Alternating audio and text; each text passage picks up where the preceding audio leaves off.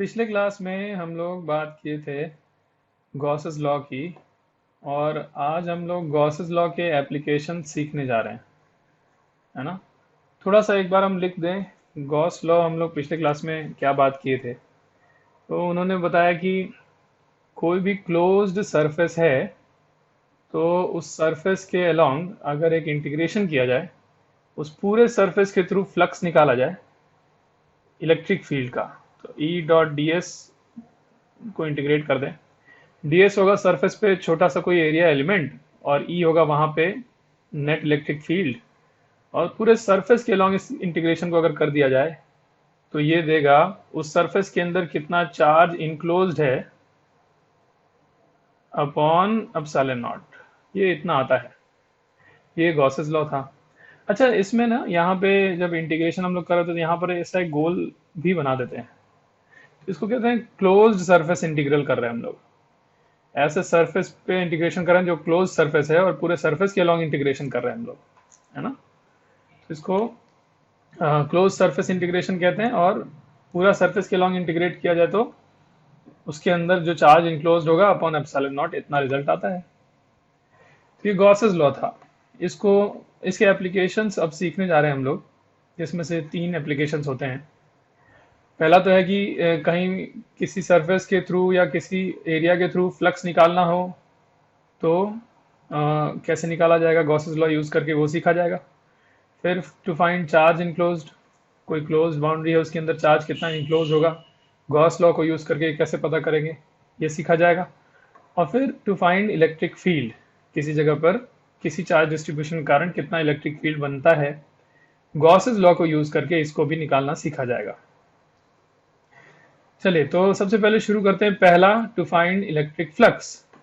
तो ये तो बड़ा सिंपल सा है कि ये जो इक्वेशन है गॉसेस लॉ का, इसमें जो लेफ्ट साइड में लिखा हुआ है ये फ्लक्स ही तो है ना। Integral of E dot D S, ये फ्लक्स है।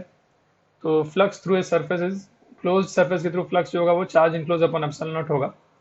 तो इस बात को यूज करके हम किसी भी क्लोज सरफेस के थ्रू फ्लक्स निकाल सकते हैं।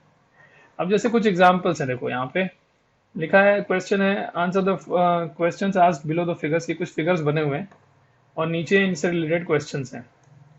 अब जैसे ये पहला फिगर है जिसमें कि क्यू चार्ज है और ये लिखा है कि क्यूब के अंदर रखा हुआ है ना। क्यू चार्ज है और क्यूब के अंदर रख दिए इसको। क्वेश्चंस इनके थोड़ा नीचे लिखे हुए हैं यहाँ पर। तो पहले वाले क्वेश्चन में लिखा है find flux through the cube and flux through faces. पूरे क्यूब के थ्रू कितना फ्लक्स क्रॉस करेगा, वो तो सीधा सीधा गॉस लॉ से लिख देंगे। ये जो क्यूबिकल सरफेस है, चार्ज क्यू उसके अंदर है, यही चार्ज इनक्लोज्ड है, तो flux through the cube will be charge enclose upon epsilon not, जो फॉर्मूला है, तो क्यू अपॉन एप्सिलॉन नॉट। ये तो पहला आंसर हो गया, है ना। तो लिखते चलते हैं। जो पहला है flux through the cube is equal to Q upon epsilon not, ये पहला आंसर हो गया। फिर ये भी पूछा है कि जो क्यूब के फेसेस होंगे उनके थ्रू कितना फ्लक्स क्रॉस करेगा, है ना। कितना फ्लक्स क्रॉस करेगा एक फेस के थ्रू, ये कैसे पता करेंगे। देखो, जैसा कि इस क्वेश्चन में बना हुआ है कि चार्ज क्यू जो है वो क्यूब के एकदम सेंटर पे रखा हुआ है, बॉडी सेंटर पे रखा हुआ है। तो यहां से जो फील्ड बनेगी, तो हम लोग सिमिट्री से कह सकते हैं कि जितना फील्ड ऊपर वाले फेस के थ्रू क्रॉस करके निकलेगा, नीचे वाले फेस के थ्रू भी उतना ही फील्ड क्रॉस करके निकलेगा। सिमिलरली जो लेफ्ट वाला फेस है उसके थ्रू जितना फील्ड क्रॉस करके निकलेगा, राइट वाले फेस के थ्रू उतना ही फील्ड क्रॉस करके निकलेगा, है ना। तो सिमिट्री से कह सकते हैं हम लोग कि जितनी फील्ड लाइंस या जितना फील्ड किसी एक फेस के थ्रू क्रॉस करके निकल रहा है, बाकी के किसी एक कोई एक फेस लें तो उसके थ्रू भी उतना ही फील्ड क्रॉस करके निकल रहा होगा, है ना। तो इसका अच्छा, टोटल जो है इसमें 6 फेसेस हैं क्यूब में, और सारे 6 फेसेस मिला के कितना फ्लक्स क्रॉस करके निकला है, that is Q upon epsilon not. तो कोई कहे किसी एक फेस के थ्रू कितना फ्लक्स क्रॉस करके निकला होगा, तो उसका 1/6 नहीं, क्योंकि सब में बराबर बराबर फ्लक्स क्रॉस कर रहा है सारे फेसेस में से। तो सारे फेसेस मिला के अगर इतना फ्लक्स है, तो flux through one of the face, एक किसी फेस के through 1/6 of Q by epsilon not रहा होगा, तभी 6 फेज मिला के इतना हुआ था, है कि नहीं। अच्छा, हम लोग ये देखो ऐसे इसलिए कह पाए क्योंकि यहाँ पर जो चार्ज है वो बॉडी सेंटर पे रखा हुआ है। मान लो ये चार्ज यहाँ बीचों बीच में नहीं रखा होता, अगर मान लो कि बना दे कुछ, मान लो ये चार्ज यहाँ रखा होता, है ना, तब हम ऐसा नहीं लिख पाते। क्योंकि अगर चार्ज यहाँ रखा होता इस वाले फेस के पास, राइट वाले फेस के पास, तो मतलब इसकी वजह से राइट वाले फेस के थ्रू ज्यादा फ्लक्स क्रॉस करके निकलेगा। ऑब्वियसली इसके पास से तो यहाँ ज्यादा फील्ड होगा, ज्यादा फील्ड होगा तो ज्यादा फ्लक्स होगा। तो राइट वाले फेस से ज्यादा फ्लक्स क्रॉस करके निकलता, लेफ्ट वाले फेस से कम फ्लक्स क्रॉस करके निकलता। तो हम ये नहीं कह सकते थे कि टोटल सारे फेसेस का मिला के अगर क्यू बाई एप्सिलॉन नॉट है तो एक फेस के थ्रू कितना, क्योंकि इक्वली डिस्ट्रीब्यूट नहीं हुआ होगा, है ना। इसमें से ज्यादा फ्लक्स, इसमें से कम फ्लक्स क्रॉस किया, कितना ज्यादा कितना कम नहीं पता, तो एक फेस के थ्रू नहीं बता पाते। लेकिन सिंस यहाँ पे ये जो है चार्ज ये एकदम सेंटर पे रखा हुआ है, तो हम लोग सिमेट्री से बोल पाए कि सारे फेसेस से बराबर बराबर फ्लक्स क्रॉस करके निकल रहा है, इसलिए एक फेस के थ्रू बताना पॉसिबल है यहाँ पर। ठीक है ना, ऐसे सीखते हैं हम लोग। चलिए, तो ये तो हो गया पहला क्वेश्चन। नेक्स्ट क्वेश्चन देखते हैं। इसमें भी एक क्यूब बना हुआ है और यहाँ लिखा है charge at face centre. Charge जो है अब इस बार यहाँ रख दिए, पॉइंट चार्ज है, और इस फेस के ऊपर वाले फेस के सेंटर पे रख दिए। और क्वेश्चन में पूछा जा रहा है, देखते हैं क्या क्या पूछ रहा है। बताना है find flux through the cube. इस पूरे क्यूब के थ्रू कितना इलेक्ट्रिक फ्लक्स होगा, कितना फ्लक्स क्रॉस कर रहा होगा पूरे क्यूब में से, वो पता करना है। तो अच्छा, देखते हैं। अब तो ये नहीं कह सकते ना कि ये जो क्यूबिकल सरफेस है ये चार्ज क्यू उसमें इनक्लोज्ड है। इनक्लोज्ड है नहीं कह सकते, अंदर तो है नहीं। ये रखा हुआ है फेस सेंटर पे, और ये पॉइंट चार्ज है, एक पॉइंट है जो कि इस वाले फेस के सेंटर पे है। अब उसको अंदर का पॉइंट माना जाए कि बाहर का, तो ऐसा तो कुछ डिफाइंड ही नहीं है, ऐसे तो नहीं कर सकते। तो क्या किया जाए? हाँ, अगर फेस सेंटर से थोड़ा बाहर निकाल दें, इधर रख दें ऊपर, तब बोल सकते थे कि इस क्यूबिकल सरफेस के थ्रू फ्लक्स जीरो है। क्यों? क्योंकि इसमें चार्ज कोई इनक्लोज नहीं है, जो चार्ज है इसके बाहर है, इधर है ना। या अगर इस फेस के थोड़ा सा अंदर चार्ज रख दें तो क्यूब के अंदर आ जाएगा, तब पूरे क्यूब के through flux Q upon epsilon not लिख देंगे। लेकिन ना तो बाहर है ना अंदर, ठीक फेस सेंटर पर ही रखा है अगर, तब कैसे सोचेंगे फ्लक्स कितना होगा इस क्यूब के थ्रू? इसकी बात करने जा रहे हैं। चलिए देखते हैं।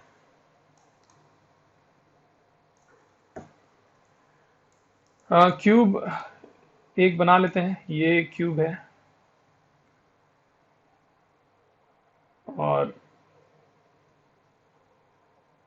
ऐसा कुछ क्यूब मान लेते हैं, एक सेकेंड, ऐसा। और यहां पर चार्ज रखा था फेस सेंटर पे। तो अच्छा, ऐसा करते हैं, इसी के जैसा एग्जैक्टली जो क्यूब बना हुआ है उसी के जैसा एक और क्यूब हम इसके ऊपर रख देते हैं। यहां पर एक क्यूब ले लेते हैं इमेजिनरी, यहां पर एक क्यूब और रख दिए इसी के जैसा। अब ये जो दोनों मिला के ये पूरा जो सरफेस हो गया, ये जो क्यूबॉइडल सरफेस पूरा हो गया, ये चार्ज क्यू जो सेंटर पे रखा था वो तो अब पूरे क्यूबॉइड के बीच में हो गया, क्यूबॉइड के अंदर लाई कर गया। तो ये जो पूरा सरफेस हो गया, कोई पूछे कि इस पूरे क्यूबॉइड में से कितना फ्लक्स क्रॉस करके निकलेगा, तो अब डायरेक्टली आंसर लिख सकते हैं, क्यू अपॉन एप्सिलॉन नॉट। ये चार्ज क्यू यहाँ रखा हुआ है, पूरे क्यूबॉइड के अंदर है, और Q upon epsilon not answer है। ठीक है। लेकिन ये तो नहीं पूछा गया हमको, तो पूछा गया ये नीचे वाला जो क्यूब है इसमें से कितना फ्लक्स क्रॉस किया। अब फिर वही सिमेट्री वाली बात, ये जो चार्ज है वो सिमेट्रिकली पोजीशन पे रखा है, एकदम बीच में रखा है ना। तो यहां से जो फील्ड लाइंस निकलेंगी, जितनी फील्ड लाइंस ऊपर वाले क्यूब में से क्रॉस करके निकलेंगी, उतनी ही फील्ड लाइंस नीचे वाले क्यूब में से भी क्रॉस करके निकलेंगी।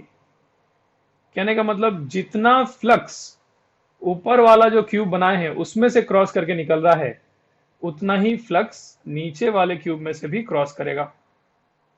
टोटल इस क्यूबॉइड में से कितना फ्लक्स है, वो था Q अपॉन एप्सिलॉन नॉट।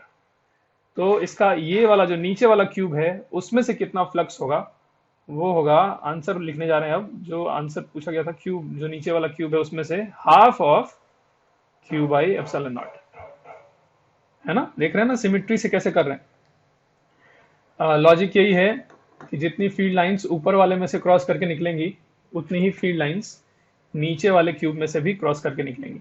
तो हमसे पूछा गया था केवल नीचे वाले क्यूब में से, तो ये आंसर हो गया। ठीक है, चलिए, तो ये दो क्वेश्चंस हो गए। तीसरा, यहां पर अब देखो ये चार्ज जो है वो इस क्यूब के कॉर्नर पे रखा हुआ है। अब कॉर्नर पे तब भी अंदर है कि बाहर नहीं कह सकते, तो अब इसके लिए सोचा जाए। अच्छा रुक जाओ, पिछले वाले क्वेश्चन में थोड़ा सा एक और बात बोल दें। इस वाले क्वेश्चन में इसमें से ये नहीं पूछा गया आपसे कि किसी फेस के थ्रू कितना फ्लक्स है। देखो, क्योंकि हर फेस के थ्रू फ्लक्स बराबर नहीं होगा। अब जैसे ये जो चार्ज है इसके कारण इस पूरे क्यूब में से half of Q by epsilon not इतना फ्लक्स था, लेकिन इस चार्ज से ये वाला फेस ज्यादा दूर है और ये वाला फेस इस चार्ज के पास है। तो मतलब जितना स्ट्रांग फील्ड इस फेस के पास होगा, यहाँ इस वाले फेस के पास तो कमजोर होगा फील्ड। तो इसका मतलब जितना फील्ड लाइंस इस वाले फेस में से क्रॉस करेंगे या जितना फ्लक्स इसमें से क्रॉस करेगा उससे कम फ्लक्स इसमें से क्रॉस करेगा। तो सब में से बराबर बराबर फ्लक्स नहीं है, इसलिए इक्वली डिस्ट्रीब्यूट नहीं कर सकते, इसलिए पूछा भी नहीं है। पूछा बस ये है कि पूरे क्यूब में से कितना। चलिए अब इसकी बारी।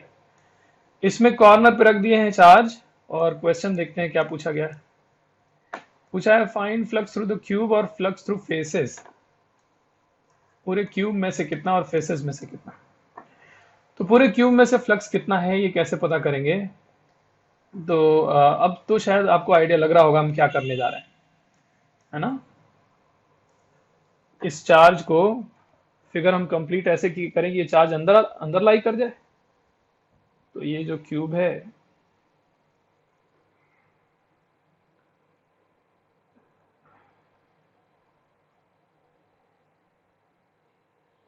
इसके कॉर्नर पे चार्ज था, यहाँ वाले कॉर्नर पे। और क्या कर रहे देखो, अब इसी के जैसा इसके बगल में एक क्यूब रख दिए, है ना, ऐसा ऐसा। फिर पीछे रख दिए,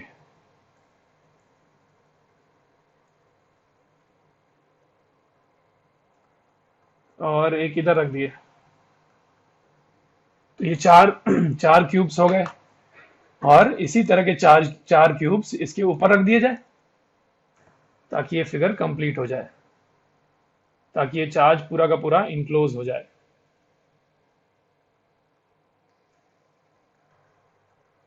ये देखो हम फिगर कंप्लीट कर रहे हैं ना। चार क्यूब नीचे रखे थे, चार क्यूब इसके ऊपर भी रख दिए।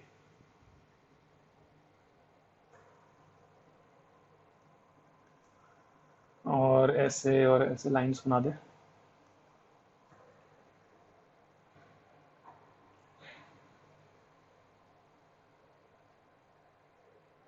ऐसा। तो चार नीचे और चार ऊपर, 8 क्यूब्स रख दिए, और ये चार्ज सिमेट्रिकली पूरे आठों क्यूब जो बना दिए उनके सिमेट्रिकली एकदम सेंटर पे आ गया। तो ये जो पूरा स्ट्रक्चर हो गया, इस पूरे स्ट्रक्चर के थ्रू कितना फ्लक्स क्रॉस करके निकलेगा, तो that is Q upon epsilon not, Gauss's law. अब देखा जाए तो इस चार्ज के लिए जो सारे क्यूब रखे हैं, आठों क्यूब, वो एकदम सिमेट्रिकली पोजिशंस पे रखे हैं। यहां से तो सब तरफ फील्ड लाइंस निकल रही होंगी। तो जितनी फील्ड लाइंस किसी एक क्यूब में से निकलेंगी, दूसरे वाले क्यूब में से भी उतना, इसमें से भी उतना, सब में से सिमेट्रिकली बराबर बराबर फील्ड लाइंस क्रॉस करके निकल रही होंगी।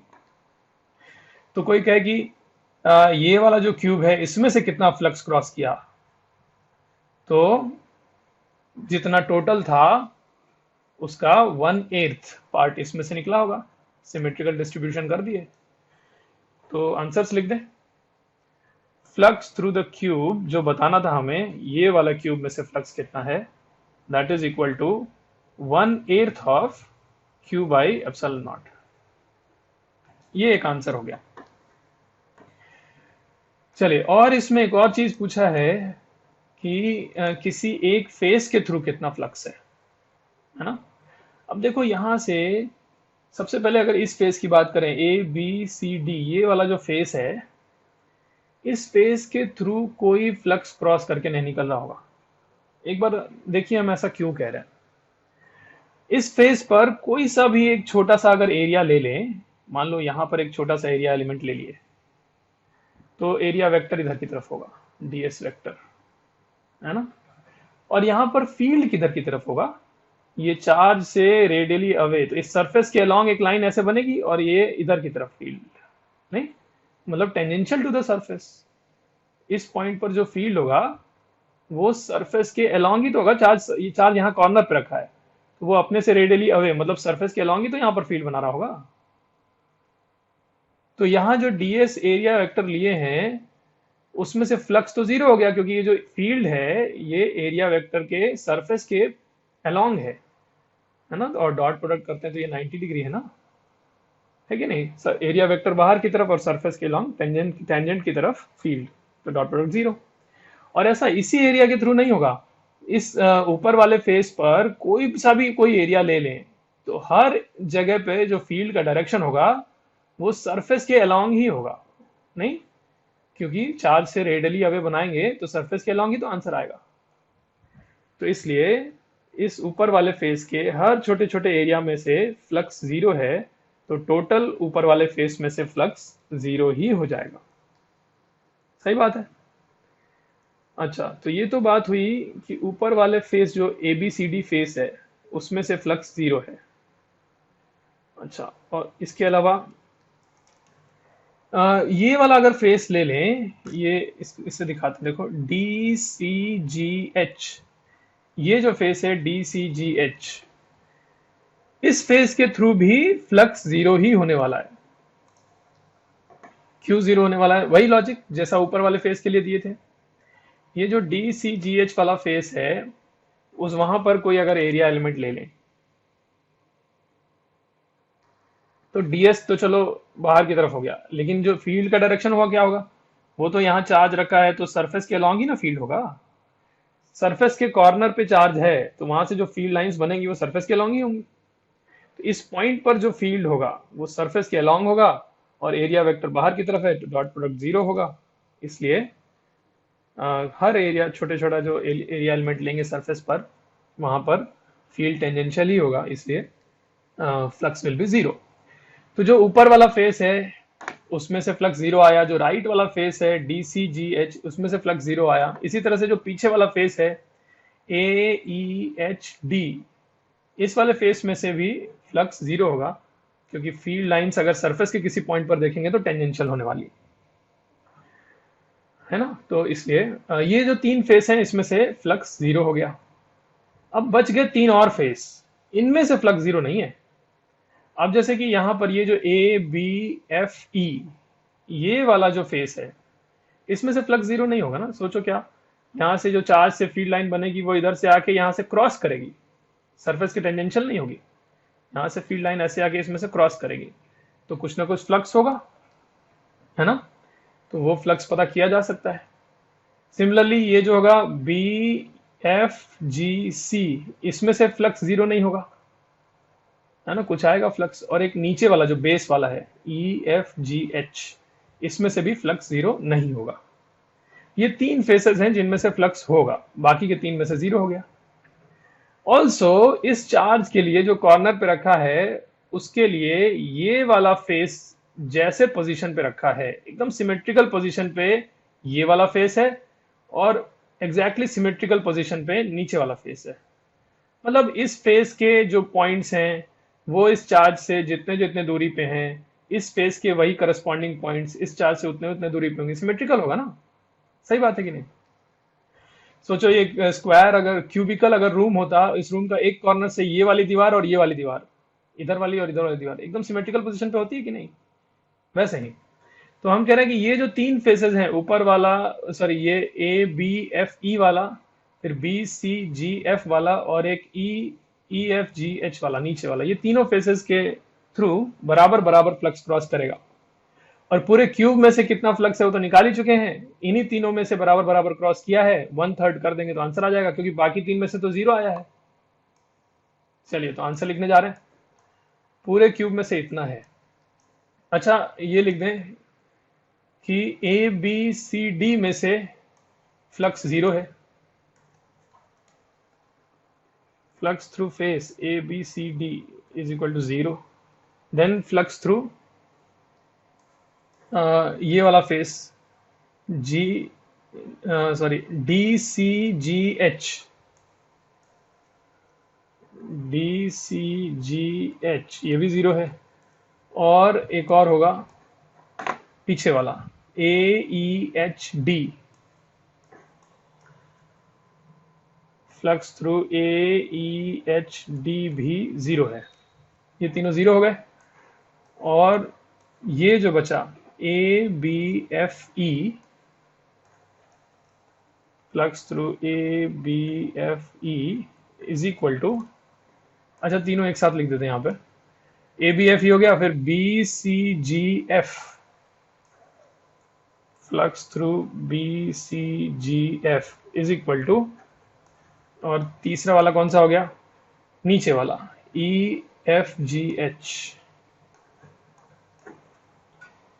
Flux through E F G H is equal to 1/3 of, ये जो टोटल लाए थे हम लोग, टोटल लाए थे ना ये चीज पूरे क्यूब के थ्रू, तो 1/3 of 1/8 Q by epsilon not, कहने का मतलब 1/24 क्यू बाई एप्सिलॉन नॉट, ये आंसर हो गया।